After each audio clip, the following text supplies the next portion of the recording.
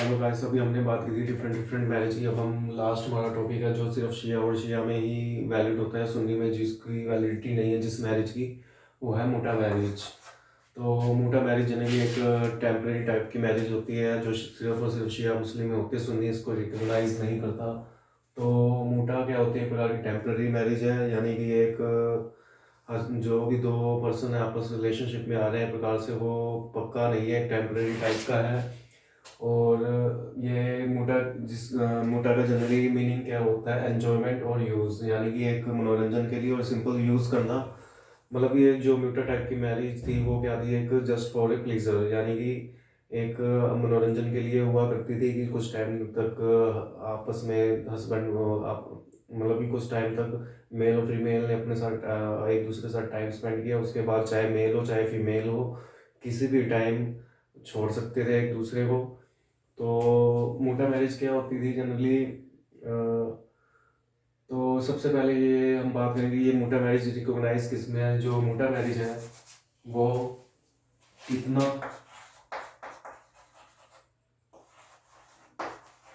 अशरिया school of शिया, जो मोटा marriage है वो इतना अशरिया स्कूल ऑफ शिया में जो है उसने इसको रिकॉग्नाइजेशन दिया मोटा मैरिज को। तो मोटा मैरिज सुन्नी, तो अब सुन्नी जो लॉ है वो मोटा मैरिज को इसलिए रिकॉग्नाइज नहीं करता क्योंकि सुन्नी लॉ के अकॉर्डिंग जो हस्बैंड और वाइफ के बीच जो कॉन्टैक्ट होना चाहिए वो एक प्रकार से एक परमानेंट टाइप का होना चाहिए, ना कि टेम्पररी का जो जिसको मतलब कि कहीं पे भी बीच में भी छोड़ा नहीं जा सकता है ऐसे। तो अब इसकी कुछ शर्तें भी थी मोटा मैरिज की शिया के अकॉर्डिंग। तो जो कोई भी अगर मुस्लिम मैन है वो किसी भी रीजन के, चाहे वो क्रिश्चियन हो जैविश हो, तो उसके साथ मोटा मैरिज कर सकता है। जबकि वुमेन्स के लिए ये वैलिड नहीं था, वुमेन सिर्फ मुस्लिम के साथ ही मोटा मैरिज कर सकती है, किसी और के साथ वो मोटा मैरिज का कॉन्टैक्ट नहीं कर सकती। तो अब हम बात करेंगे कि इसका ओरिजिन कैसे हुआ। जो प्री इस्लामिक अरेबिक एरिया था, तो कुछ औरतें थी जो मतलब कि पुरुषों का एंटरटेनमेंट करती थी अपने टेंट में। तो कुछ टाइम के लिए उनके साथ साथ रहती थी, फिर उनको छोड़ देती थी। वो मतलब कि जो ये होता था वो दोनों तरफ से कभी भी हो सकता था। हस्बैंड भी जो मोटा मैरिज के मतलब कि उसमें आते थे, हस्बैंड मतलब एक दूसरे के साथ कंज्यूमेशन करते थे, एक दूसरे के साथ रिलेशनशिप में आते थे, वो कभी भी एक दूसरे को छोड़ सकते थे। तो इस जो आपस में जब रिलेशन होता था उससे जो बच्चा पैदा होता था उसका सिर्फ राइट क्या होता था, सिर्फ उसकी माँ के पास होता था। तो मतलब जो माँ के पास होता था, जो फादर है उसका कोई राइट नहीं होता था, यानी कि जो दो मेल और फीमेल रिलेशनशिप में आ रहे हैं एक दूसरे से मतलब उनकी कोई राइट और ड्यूटी नहीं होती थी। तो धीरे धीरे ये बढ़ता रहा, धीरे धीरे ऐसे ही चलता रहा, लेकिन बाद में कुछ चेंजेस किए गए। इसको क्या किया गया, ये पूरा से पहले एक टेम्परेरी मैरिज होती थी, इसका कोई फिक्स पीरियड नहीं होता था। तो बाद में कुछ चेंज, जो मोटा जो मैरिज है वो इसी का ही एक्सटेंडेड फॉर्म है, जिसमें क्या करेंगे एक टाइम पीरियड फिक्स कर दिया गया।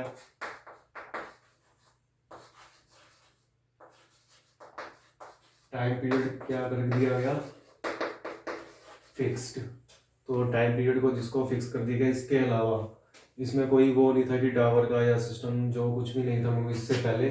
तो एक डावर भी इसके अंदर फिक्स कर दी गई। तो ये तो हुआ ओरिजिन कैसे हुआ। अब जो है मोटा मैरिज के लिए क्या क्या एसेंशियल्स है, क्या क्या चीज़ें जरूरी चाहिए। फर्स्ट है पीरियड मस्ट बी फिक्स्ड। जो मोटा मैरिज है अब इसमें ये क्या है कि जो टाइम पीरियड होता है शादी का, मतलब कितने टाइम पीरियड तक ये शादी रहेगी उसको फिक्स होना चाहिए। ये टाइम पीरियड चाहे एक दिन के लिए भी हो सकता है, एक वीक के लिए भी हो सकता है, या एक साल के लिए या 2 साल के लिए। अगर कोई भी टाइम पीरियड फिक्स नहीं होगा तो अगर कोई भी टाइम पीरियड फिक्स नहीं होगा तो उस मैरिज को परमानेंट परमानेंट मैरिज मान लिया जाता है। तो सेकंड पॉइंट है Dawar should be specified. And जब शादी हो रही होती है मोटे मैरिज की, तो डावर भी एक जो है जरूरी उसको स्पेसिफाइड किया गया हो, यानी कि लाइक 10 ड्राम 20 ड्राम जो भी प्रॉपर्टी देनी है वो एक प्रकार से फिक्स होनी चाहिए। अगर डावर को वो फिक्स नहीं किया जाता at a time of marriage, म्यूटा मैरिज के टाइम पे अगर डावर फिक्स नहीं की गई है तो वो मैरिज वॉइड मानी जाती है। ठीक है। और नेक्स्ट है rule of number of wives, यानी कि मुस्लिम्स को 4 मैरिज करने का अधिकार है, लेकिन म्यूटा मैरिज में ऐसा कोई नहीं है। म्यूटा मैरिज अगर वो शिया मुस्लिम म्यूटा मैरिज करते हैं तो उसमें वो कितनी भी वाइफ्स हो सकती हैं, कुछ फिक्स नंबर नहीं होगा। ऑफर एंड एक्सेप्टेंस, यानी कि इसमें एक तरफ से ऑफर दूसरी तरफ से एक्सेप्टेंस होना जरूरी है। और जो भी रिलेशनशिप में आ रहे हैं, दो मेल और एक में जो भी रिलेशनशिप में आ रहे हैं, मेल और फीमेल मस्ट भी उनकी प्रॉपर्टी की एज हो चुकी है और दोनों तरफ फ्री कंसेंट होना चाहिए। कोई तो मतलब किसी से ज़बरदस्ती जोर जबरदस्ती या फ्रॉड तरीके से कंसेंट नहीं होना चाहिए। और लास्ट पॉइंट है must be absence of prohibited relationship, मतलब कि जो रिलेशनशिप्स हैं वो प्रोहिबिटेड होनी चाहिए। लाइक जैसे हस्बैंड है या वाइफ है, जो भी है, कुछ भी अपने मदर सिस्टर जो उनके रिलेशनशिप में आते हैं, जो ब्लड रिलेशन हो गया या प्रोबेट रिलेशनशिप या एब्सोल्यूट इनकैपेसिटी की जो हमने पिछली वीडियो में पढ़ी थी, उनके अकॉर्डिंग कोई भी रिलेशनशिप है तो उनमें भी वो म्यूटा मैरिज में एंट्री नहीं कर सकते। अब हम इसके आगे बात करेंगे इसके लीगल कॉन्सिक्वेंसेस की। अब हम बात करेंगे जो म्यूटा मैरिज है उसके लीगल फैक्ट्स क्या होते हैं, कि उसके कानूनी प्रभाव क्या पड़ते हैं। सबसे पहले पॉइंट है कि कोहैबिशन इज लॉफुल, यानी कि हस्बैंड वाइफ के बीच में जो रिलेशनशिप बनता है उसको लॉफुल माना गया है। सेकंड पॉइंट क्या है कि जो बच्चे पैदा होंगे आफ्टर कोहैबिशन उसको भी एक प्रकार से लॉफुल, एक लीगल तौर से उसको वैलिड माने जाएंगे बच्चे। और जो भी बच्चों का जो है प्रॉपर्टी का या हर चीज़ का राइट होगा बहुत पेरेंट्स पे, मतलब बहुत जो माता पिता दोनों की प्रॉपर्टी पे दोनों उन बच्चों का पूरा राइट होगा।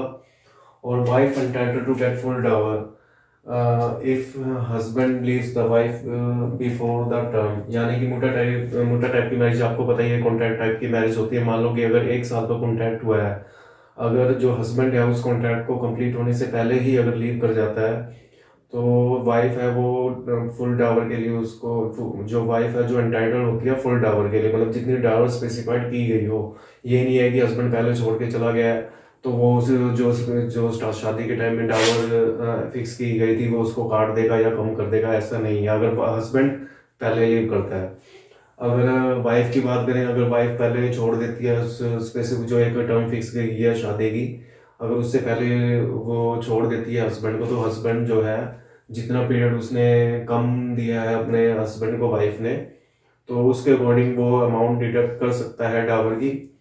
तो लास्ट उसके बाद है there is no divorce in मोटा मैरिज, जो मोटा मैरिज है उसमें डिवोर्स नहीं हो सकता। जो भी अगर मोटा मैरिज में जो शादी है सिर्फ 3 तरीके से ही डिसॉल्व हो सकती है। फर्स्ट है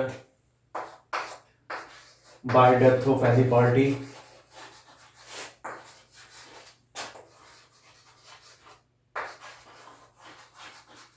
मतलब हस्बैंड या वाइफ में से अगर किसी एक की भी डेथ हो गई है तो वो जो है शादी म्यूटा मैरिज में है वो टूट जाती है। सेकंड है कंप्लीशन ऑफ टर्म,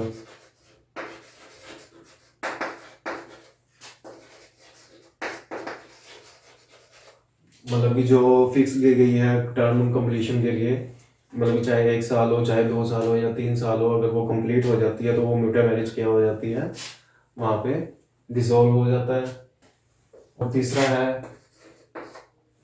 जो अगर हस्बैंड है या वाइफ है जो लीव कर देती हैं, जो हस्बैंड या वाइफ या हस्बैंड छोड़ देती है, जो टर्म जो कंप्लीट हो जाता है उससे पहले ही अगर छोड़ देती हैं तो भी वो मैरिज डिसॉल्व हो जाती है। अगर अब हम बात करें इद्दत की, तो मोटा मैरिज में इद्दत का क्या रहता है। सबसे पहले जो है इद्दत ऑब्जर्व करना पड़ता है वाइफ को ऑन द डेथ ऑफ, और चाहे डिवोर्स हो जाए या डेथ हो जाए हस्बैंड की, तो इद्दत ऑब्जर्व करना पड़ता है मुस्लिम महिलाओं को।